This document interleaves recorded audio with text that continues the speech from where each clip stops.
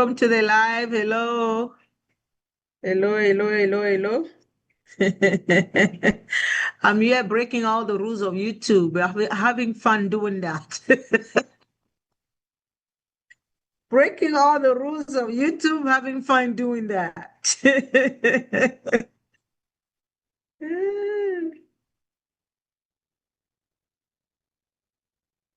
Yes. Okay.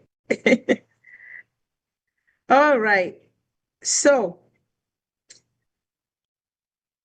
welcome everybody. Welcome to the live today. Today, I am taking you into an arena of a trending subject. We all know about this big disgrace that was playing out in Booker. Um, a couple was caught at a concert in a very compromising position, and they could not hide it because everybody saw them in an embrace that could only read lovers. But in the realities, they should not be in that embrace because each one of them is married to another partner, another spouse. So they were caught on a global scale in an affair, in a scandal of betrayal. What are we talking about today? Because this channel talks about family values, marriage values, spiritual values, based on our spiritual foundation. I wanted us to look into that matter and look at the reality of an affair. So, as we stand right now, we know that affairs are going on daily. Unfortunately, it's the reality of the world. Affairs are going on daily at every level of the relationship, be it in friendship, be it in courtship, be it in engagement with a promise to marry, be it in a level of betrothal where proceedings have started, and for instance, the bride price have been paid, to all the way to being seasoned in marriage. Okay, betrayal is a reality of every couple. Betrayal is something that is not a shocking happening in society. Betrayal is everywhere. Betrayal does not matter about the level that the couple is, from the lowest level of stratification to the highest level of stratification. Betrayal is a reality. Now, what are we talking about today? Because when we come together to talk, there's something very important for us that we don't disregard. It's our core values. And that's what makes our talk valuable, because a lot of people get millions of views of actually channels talking about this matter daily. What we want to stand on is our core value. We want to stand on and draw from it so that when we walk out of here at the end of our session, we are, enlightened with something that we wouldn't have gotten if we were watching unaffected.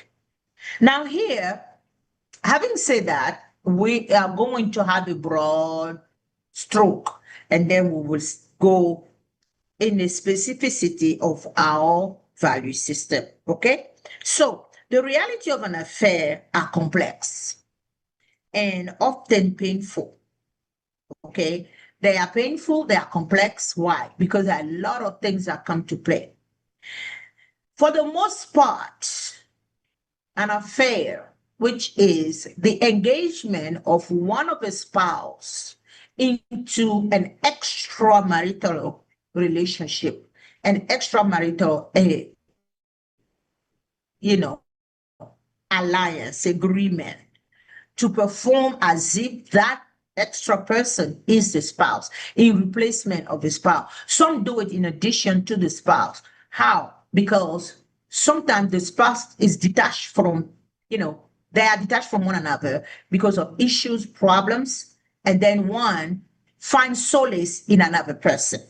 But you have cases where the most shocking one is the one that everybody thinks that all is well at home. Everybody thinks that there's no problem, there's harmony, there's love. And even the spouse also, who has been betrayed, also thought everything was well. Also did not even see it coming, did not see that they had an issue. All is well, we are getting along, but yet that spouse goes and betrays. You see? So in two cases, the betrayal brings about some realities. And those realities are nothing but hurt, pain, brokenness. Okay? Even to the one who decides to step out of a marriage, they themselves gets hurt also. And sometimes more. Why is that? Because number one, they thought they were going to do something for themselves and find the profit, if I can say that, or the advantage to be just for themselves. But they find out that actually it's pain that this thing caused them. At the time when they were doing it, it was all feeling good, self-gratifying. Okay? They felt lifted up, they felt better, they felt approved, they felt loved, they felt accepted. Yet, when they are found out, it's a total opposite that they are feeling. You see, because it was all good as long as the other one did not know about. That's the reality. So, as we are talking about the realities of that, of the affairs, there are many that come to play. The person who steps out goes through a whole, levels of feeling. They themselves feel betrayed themselves because for the most part, some, when they are caught, realize that they have done wrong. And sometimes it's because they thought that they were in their right that they betrayed. But at the end of the day, they realize the actual betrayal is wrong. So they themselves got betrayed by the judgment.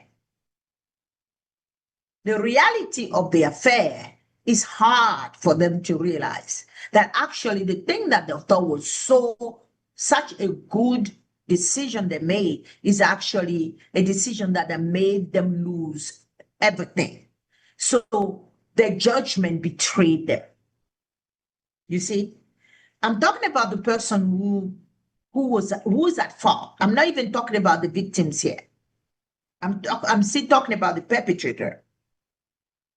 So the reality that hit them is that they got betrayed by their own judgment. Okay? Now they feel guilty. The guilt of the action, the guilt of the hurt they inflicted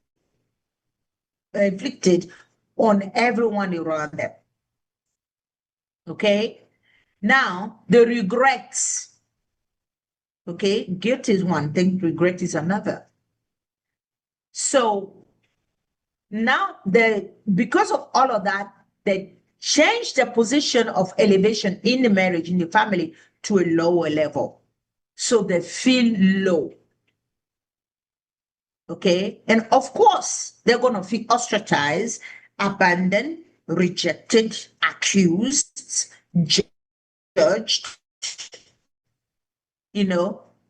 and hated. All of that will be their reality.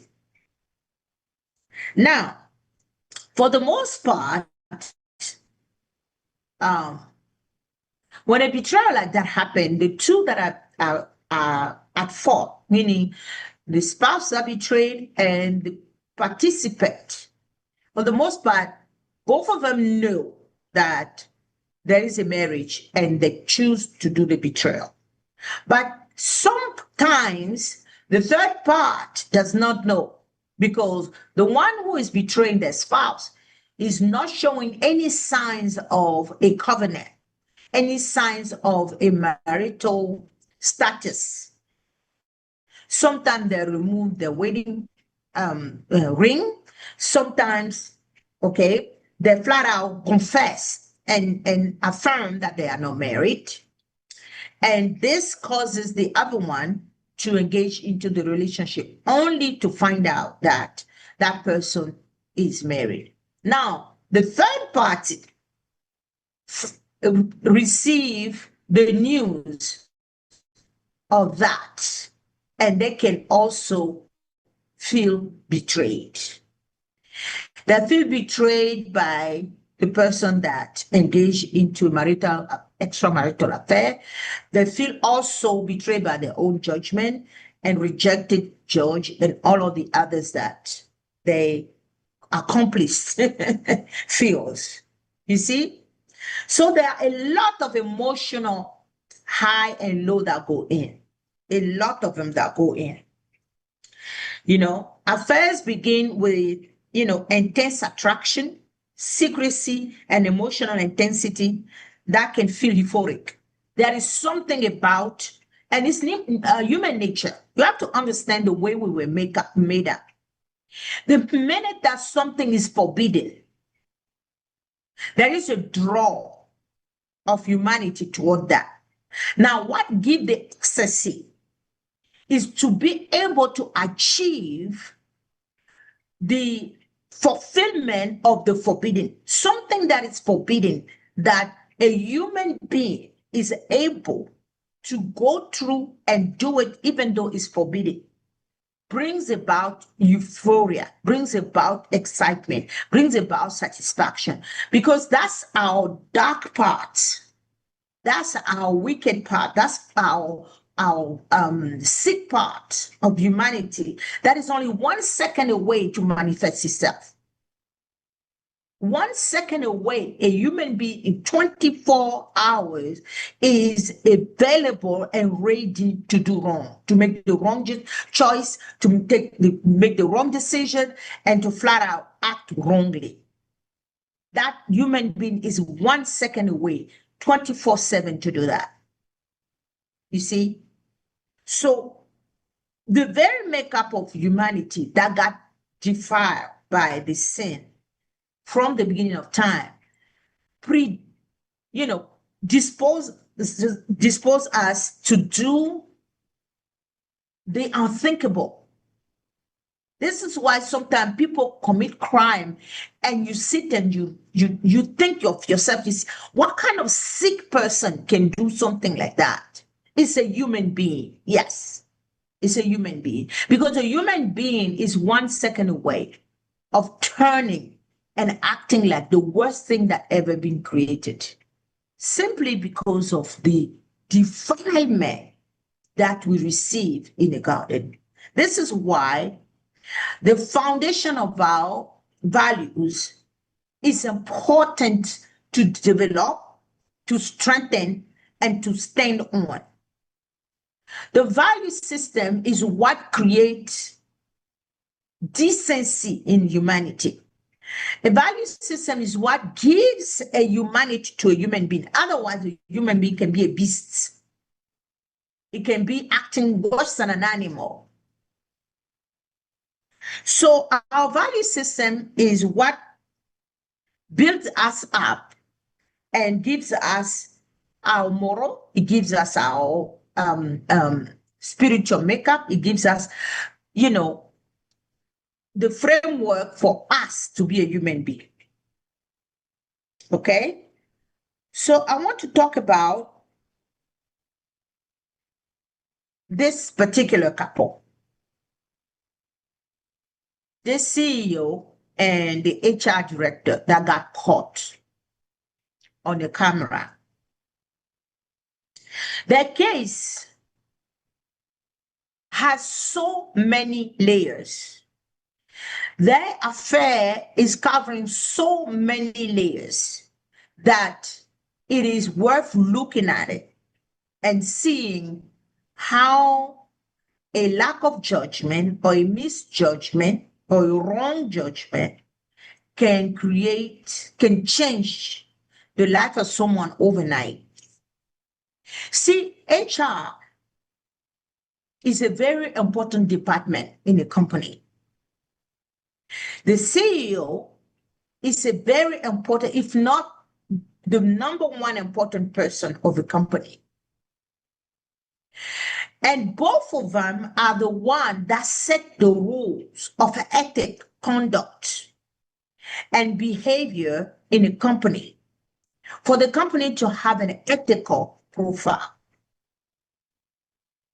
So when you take affairs outside of the professional environment, you already have intricate details that complicate things that you have to unravel.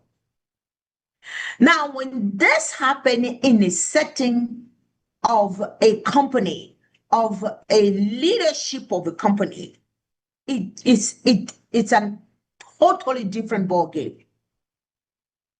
Because the CEO and the HR are the check and balance of the company. The HR is supposed to be the place where when the CEO, bring about rules and regulations that are inhumane, that are unethical toward employees, that create hostile work environment, employees can run to HR to denounce it, to complain, and to seek, reparation, to seek improvement, to seek change. But HR, who is supposed to be the one holding the balance of justice, is the one breaking that very justice system in the company. In that company, it was reported that a lot of employees said that this CEO was cruel and he created some hostile work environment. Of course, now we can all understand why he can get away with it. He can get away with it because the person who's supposed to hold him accountable, who's supposed to be the advocate of the employees, is smooshing with him. So he can treat his employee any kind of way he wants and get away with it. And that has been the testimony of few employees after the scandal broke. See, the reality of affairs goes above and beyond the confinement of the home. Because even if it does not happen in the workplace, like in the case of the company astronomer, if somebody is having an affair and goes to work, that person performance can be affected.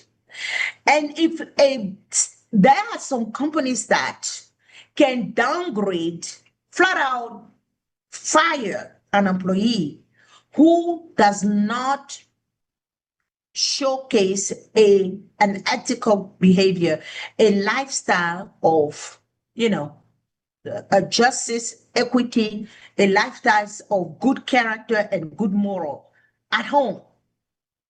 You will say, why?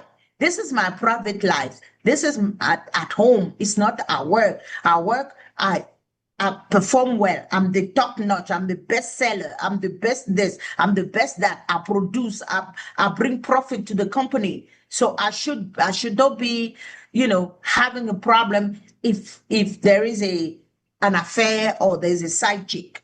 Some companies, especially at the abroad, if they hear something like that, can challenge your career. They can challenge it. They can demote you. Some will flat out fire you. So, especially at the abroad, the realities of affairs goes from within the couple and the family, of course, with the children and everything, and the dynamic of in-laws, because you have to understand that when you're married, in-laws become your family members, so it affects them as well. Okay, then in the social environment, and then at work, at the abroad, your behavior and your moral character affect one and many ways. And they take that into consideration when it comes to your job performance or any leadership position you seeking to attain, and that they are considering you to, fulfill.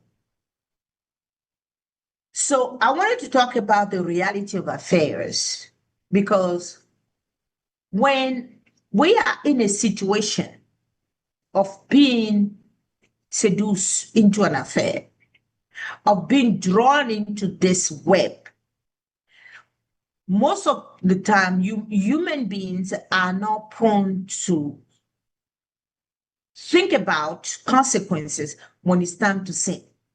It's amazing. I think it's a spiritual, demonic issue where when there is a sin, it is rightful that they call it a fruit, a juicy fruit, an attractive fruit, because sin presents itself as a juicy thing to eat. And at that moment, the more sin is showing itself to be juicy to eat, the more the hunger to want to eat grows. So in a reality of affair, you're gonna see that sometimes people don't even make sense. People are not rational. People are not rational. People act irrationally. How can you take your HR director, that is your mistress, along with some employees, because the lady that was hiding her face works for astronomer? So some of the employees know that they're having an affair. So you take your employees who know what you are doing with the HR director to a public place. That's lack of judgment. That's lack of, fear. That's a boldness, we're above and beyond boldness. That's an audacity to take your sin and put it on a global platform. Well, at that time, he thought he was going to a concert, but it turned out to be a global event after the camera was on him. You see? So when this is going on, people are not rational. People lose the sense of judgment, the sense of, don't even talk about wisdom, because if wisdom were there, she would be counseling not to even start running like Joseph. Just run like Joseph.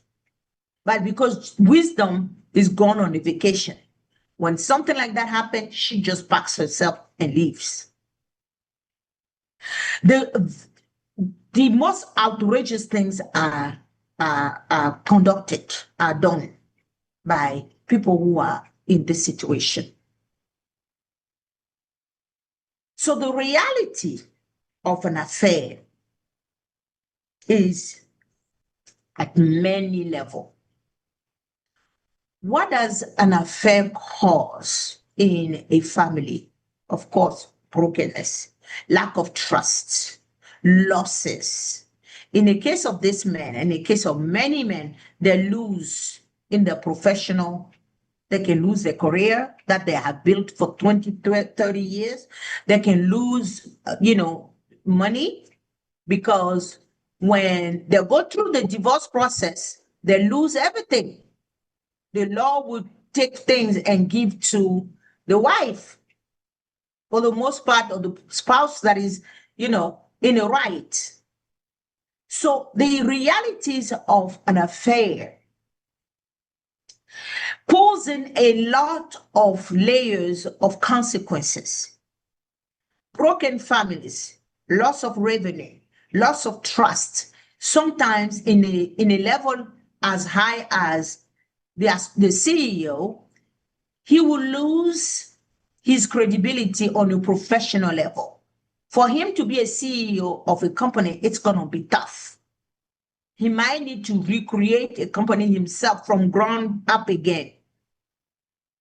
But even that, it's going to be tough to get, contracts, to get partners and investors to invest in him again because he's not trustworthy.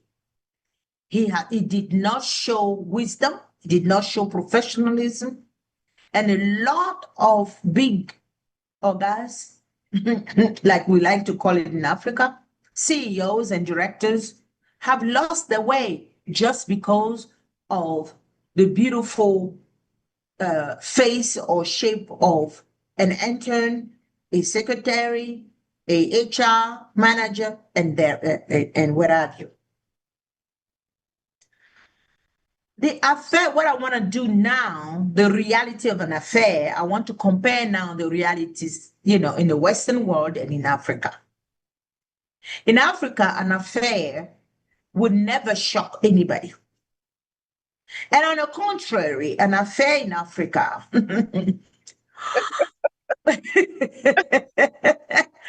will have the wife to be the first to come out to show her chest to insult the woman, to say that the woman is a husband snatcher. The woman is a prostitute, she's a this, she's a that. And that day when she finds out, she will be cooking her husband's best meal as a reward. To tell him that, oh, you can continue in your nonsense. There's no problem here. You can continue cheating. An affair, the reality of an affair in Africa and third world country or country with a different culture than the West will be considered a way that a man is showing his manhood. So instead of losing contract, an affair will be a way that, business partners will come because they will say, this man is a real man. He's got women, he can manage women, he has money, he has control. 2, 3, they are at his mercy. He's a true leader, this and that and the other. Sometimes, unfortunately, some companies in Africa require some salespeople, girls, to do some favor in some hotel room somewhere so that they can please the client and the client will sign the contract. That's Africa. Africa is creating that narrative. What is supposed to be an ethical conduct, a misconduct, becomes something that they use as a way to promote, to produce, and to bring revenue. In Africa, sometimes CEOs will dash girls to potential investors to encourage them to invest in the companies. If you try this in the West, you will be arrested. Your company will be shut down. Now we are like, surprised that, oh, the West, this Africa. No, disorderly conduct causes blessing to be shut down. You see, the universe works very well with harmony, justice, and equity. Let me repeat myself. The universe and its creator work very well with justice, equity, and harmony. So if you get into an environment and the leader of that environment, someone that has been giving the leadership and trusted the welfare of a region, and is not living ethically, is not living with justice and harmony, that person is causing the region to have the heaven close on the region and not have prosperity in the region. So sometimes you see a region, you say, you go to Africa, this nation has been under this leader. This city has been under this mayor. This department has been under this governor for decades. And the way you leave it is the way you come and find it. Nothing changed. Why? Because the heaven is closed over that department, because the leader is living a life of disorderly conduct when it comes to the harmony with the universe and its creator, when it comes to justice, and when it comes to ethic. You see? So when you're in a position of leadership, your conduct is key to be a conduit or a catalyst to open the realm of blessings over this company. That's why the West does not play with the behavior of its leadership. Be it in political realm, be it in sports realm, be it in a business realm, be it in educational, anywhere. The leaders that are entrusted something to manage, that are endowed a power to make a decision over people, places, and things, if they don't live ethically, that environment, this group of people, all of it that they are managing will not prosper.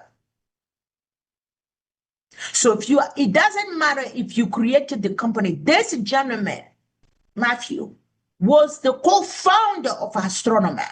Yet, because of his misconduct, it becomes now a curse for the company, and they remove him. He had to resign.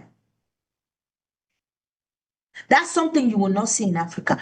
Who born you? You're going to come in front of a co-founder of the company in Africa that was found in a hotel room with the mistress to tell him to resign. Who born you? This is why the continent is the way the continent is. Because the leaders that are entrusted to lead people, places, and things in harmony with the universe are living a disorderly and unethical life, and a lack of judgment and legal ground.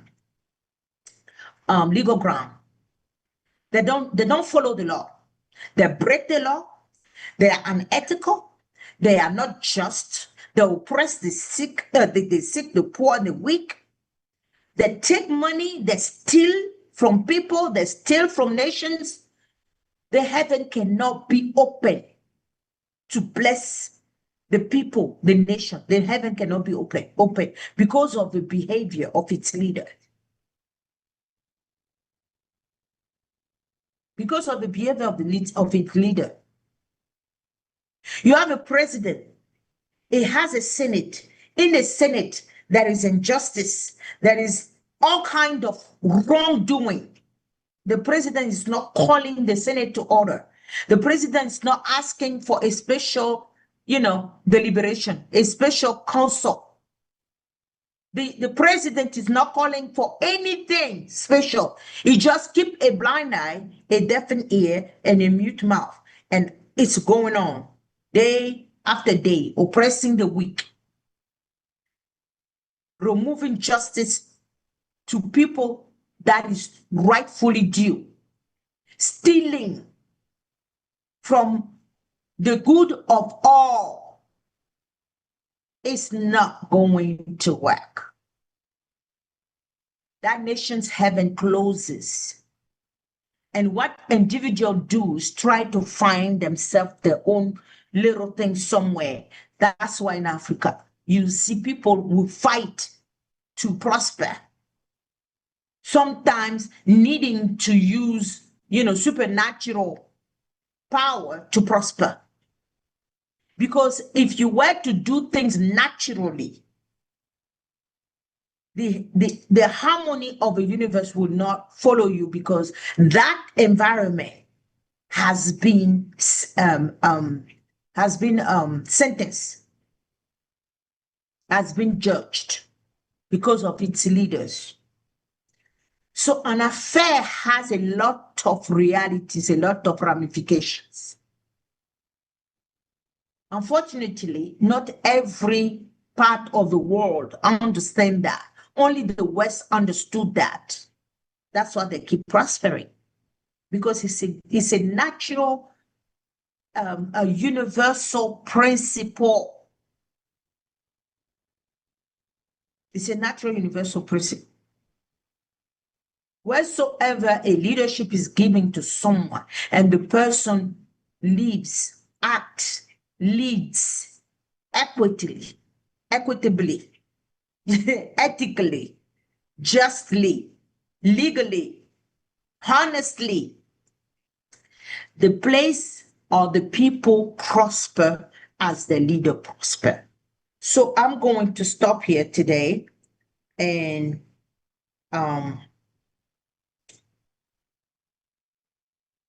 if anyone has a comment, please comment in the comment section. Lovetta, I don't know if you have any comment. Anybody connected, if you have any comment. Otherwise, we close for tonight. Don't forget to share. If you don't agree with what I'm saying, let me know in the comment section. If you agree, do make your comment with your agreement in this comment section. Please like, share. And this channel, we come in, we speak, raw, the truth, the way we see it, the way we understand it, always standing on the principle of our faith to bring that layer to the conversation, because we don't want to come here and be any other, secular channel doing all kind of things. We are here to be transformed. We are here to see things differently. We are here to understand that life needs to be lived differently so that we can get a different result. Otherwise, we might be called lunatics, and that's not our portion. So let me stop here. Share, like, and subscribe.